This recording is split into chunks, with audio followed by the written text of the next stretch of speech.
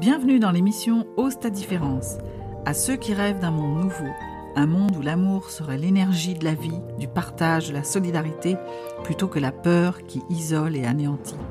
Un monde de conscience et d'unité. Je suis Catherine Tournedouet, coach booster d'énergie, guide des traversées qui vous aide à devenir pour exister.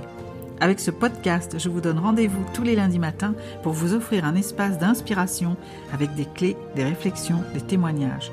Il est temps de bouger, le monde t'attend. Ose ta différence pour faire la différence. À tout de suite.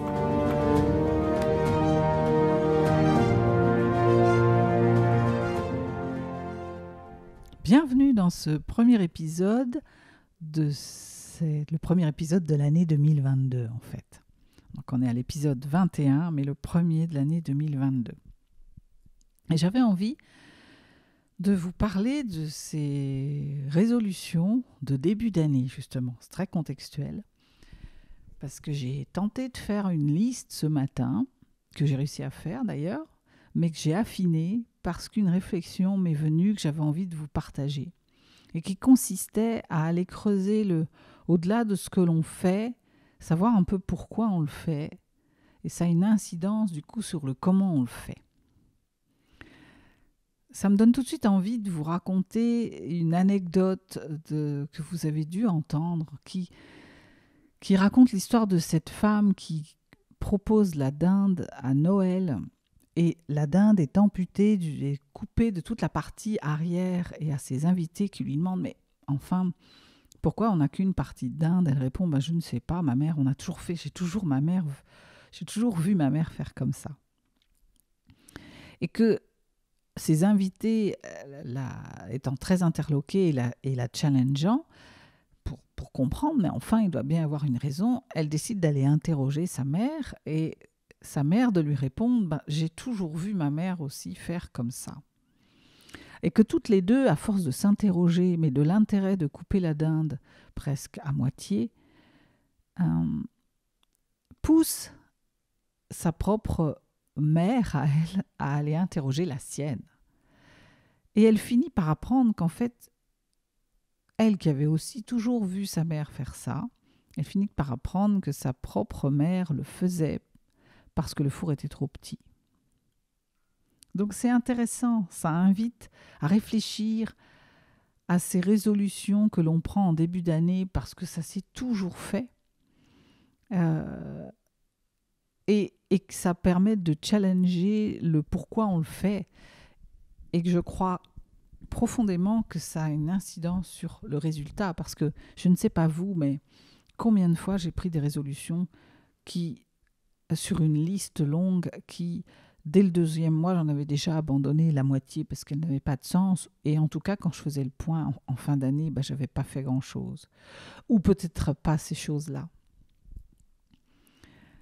C'est intéressant, ça vient déjà nous challenger sur le pourquoi, l'hypothèse, l'inspiration de Simon Sinek qui nous explique que le pourquoi, c'est la raison qui nous inspire et qui inspire les gens autour de nous.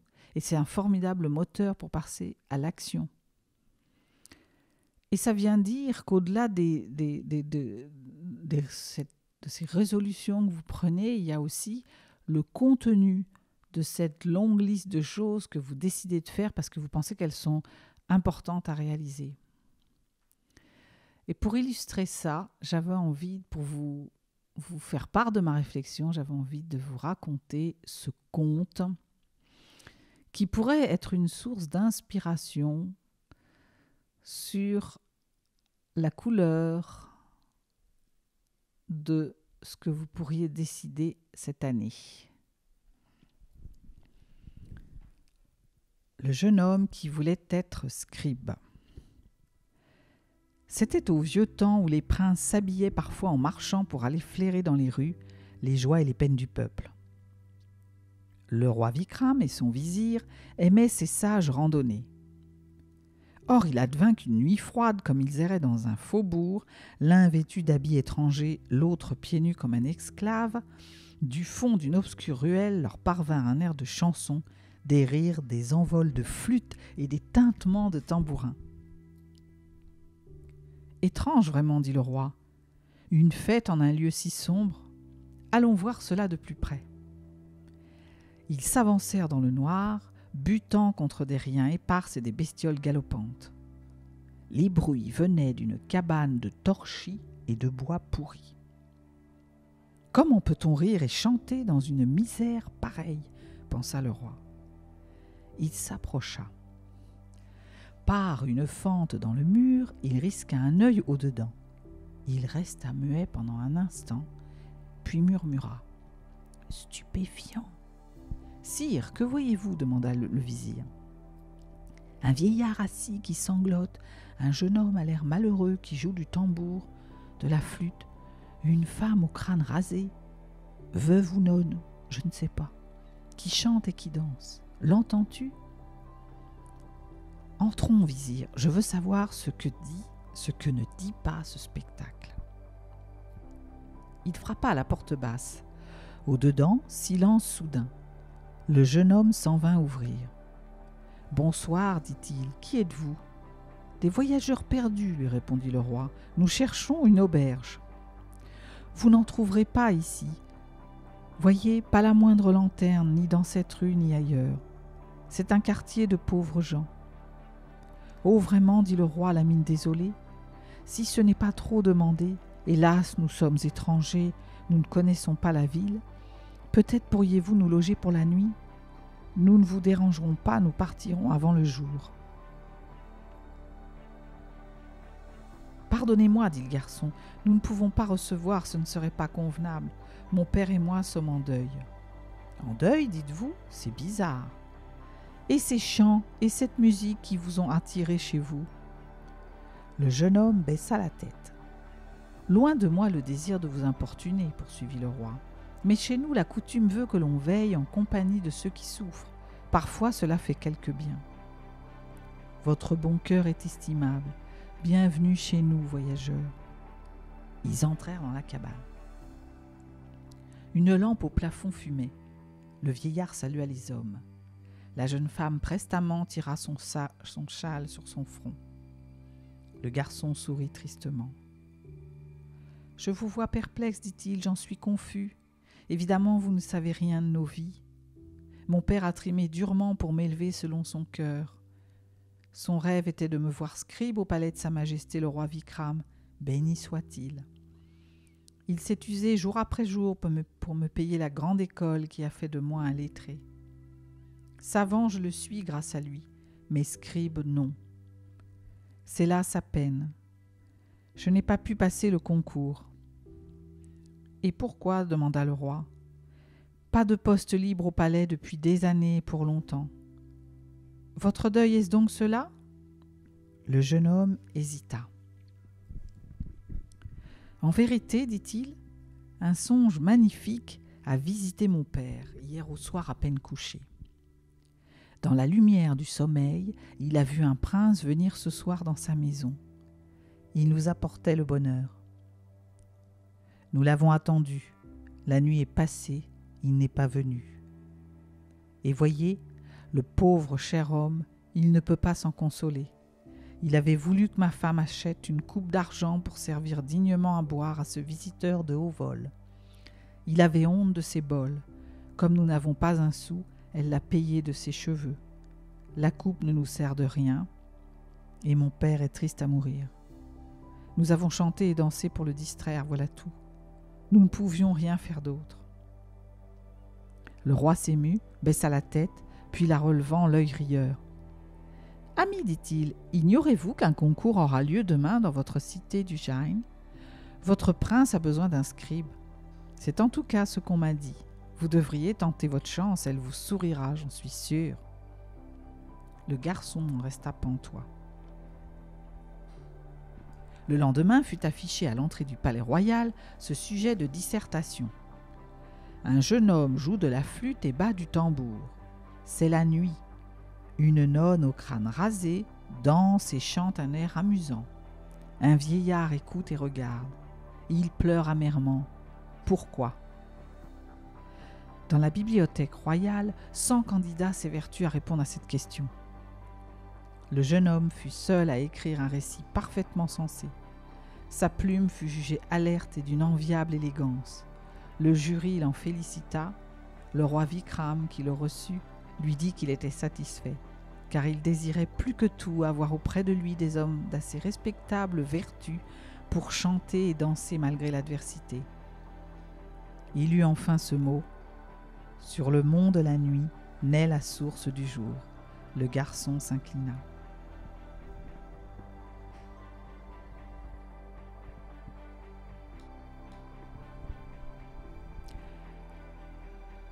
J'aime beaucoup ce conte et je vais laisser à Eckhart Tolle le soin de commenter en fait avec cette phrase. Les gens ne devraient pas toujours réfléchir à ce qu'ils doivent faire, ils devraient plutôt penser à ce qu'ils doivent être. S'ils étaient seulement conformes à leur nature, leurs œuvres pourraient briller d'une vive clarté. C'est intéressant cette vision des choses. Et ça m'amène sur une réflexion du Dr. Wayne d'ailleurs dans Le Moi Sacré, et qui nous dit que ce qui pilote ma vie aujourd'hui, c'est l'énergie que je dégage dans les moments présents. Votre histoire personnelle est remplie de certitudes. Celles-ci sont le cœur de votre compréhension de ce qui constitue votre réalité. Vous vous en êtes servi pour expliquer pourquoi votre vie avait pris tel ou tel chemin. En fait, il s'agit là de ces fameuses croyances, en fait. Les croyances, c'est un processus mental qui considère comme vérité quelque chose sur lequel vous vous appuyez, indépendamment des faits ou de l'absence de faits d'ailleurs, confirmant ou infirmant cette hypothèse. Et c'est un constituant profond de l'être humain, et c'est même parfois une source de décision. Et ça va influer sur nos comportements. Parce que la croyance va conditionner en fait ce que vous allez obtenir. Il y a des croyances qu'on dit aidantes, positives. Par exemple, si vous pensez que vous avez de la chance dans votre vie ou si vous allez toujours trouver du travail, ben ça va envoyer une énergie positive et ça va conditionner des comportements confiants en fait. Alors que si vous pensez que vous n'allez pas y arriver ou vous êtes né sous une mauvaise étoile, votre comportement va être influencé et du coup les résultats vont être différents. Je vous ferai un épisode spécial sur les croyances en ce début d'année. Mais ce que je cherche à vous dire, c'est l'intérêt de challenger l'hypothèse selon laquelle il faut se fixer des objectifs pour avancer. Parce que ça pourrait être une croyance. Dan nous dit, il faut savoir, voilà une croyance qu'il il challenge dans son livre, en disant que c'est une croyance que de penser qu'il faut savoir où nous allons pour pouvoir y parvenir.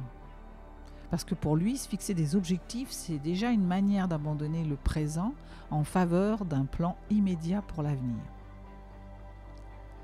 Et donc, ça viendrait en fait se projeter déjà dans le futur, dans un futur qui n'existe pas encore. Donc, c'est comment cette action-là viendrait influer sur le présent et conditionner et pas forcément être plutôt limitant dans ce que vous avez à réaliser. Et la proposition qu'il fait, c'est de considérer que vous avez une conscience intérieure puissante qui peut vous guider et vous dire si vous êtes sur le chemin ou si vous vous en écartez. Et que ça suffirait pour vous faire avancer. Et ça vient bousculer la croyance qui motive à se mettre en action, en fait, et qui dit que lorsque nous voulons quelque chose, nous faisons tout ce que nous pouvons pour l'obtenir, et qu'ensuite, on se sent bien. Et ça vient chercher les notions de si je fais ça, j'aurai ça. Si j'avais un partenaire, ma vie serait tellement plus facile et agréable, et je serais beaucoup plus heureux. Et donc, j'en arrive à le troisième angle de vue sur ces résolutions de 2022 et qui illustre le être plutôt qu'avoir et qui part de l'hypothèse, si j'adoptais l'hypothèse selon laquelle finalement, si je suis bien, si je fais tout pour être bien, je vais attirer à moi la personne qui va me correspondre, au lieu de quand j'aurai la personne, je serai bien, ça vient challenger le fait de fixer une résolution finalement. Donc, si à la place de fixer un objectif de faire, si ma résolution c'était d'être plus heureux avec moi-même d'abord, de travailler sur moi, pour ensuite obtenir, ça ferait une liste de résolutions pour 2022 différente de ce que j'ai l'habitude de faire. Donc si je résume ce que j'ai dit dans ce podcast, ça viendrait, avant de faire votre liste de résolutions, challenger le pourquoi vous avez envie de mettre en place des choses, qu'est-ce que vous avez envie de faire de cette année. Et avant de vous précipiter sur une liste de je vais faire, peut-être pourriez-vous en tout cas commencer par un focus sur qui vous voulez être. Alors, qu'allez-vous décider pour vos résolutions 2022 ? Je vous laisse avec toutes ces questions, ces inspirations, ce conte, ces citations pour étayer votre réflexion.